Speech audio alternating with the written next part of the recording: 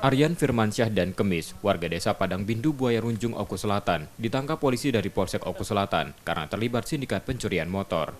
Dari penangkapan itu, polisi menyita 14 motor curian yang diakui tersangka dilakukan 1 bulan terakhir. Mayoritas motor sasaran tersangka adalah yang terparkir di pinggir jalan. Tersangka awalnya tertangkap warga saat melakukan pencurian. Saat dikembangkan, polisi menemukan puluhan motor curian di rumah tersangka. Untuk para pelaku, dari keterangan yang kita dapatkan, mereka memanfaatkan waktu ataupun kelengahan dari pemilik, di mana pemilik biasanya merasa sepeda motor yang sudah dia parkirkan dalam kondisi aman. Nah, sementara pelaku, korban sudah jauh, sudah menuju kebun ataupun suatu tempat yang dia tuju, kemudian langsung dia ambil.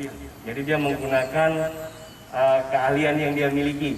Sementara masih kita kembangkan keterangan dari para pelaku di mana saja hasil kendaraan yang mereka petik ataupun mereka curi, apakah sempat diperjualbelikan kepada pihak lain ataupun orang lain, kita kembangkan terus. Untuk proses hukumnya, kini tersangka ditahan di tahanan Polres Oku Selatan dan terancam hukuman 7 tahun penjara. Setia Budi, Kompas TV, Ogan Komering Ulu Selatan, Sumatera Selatan.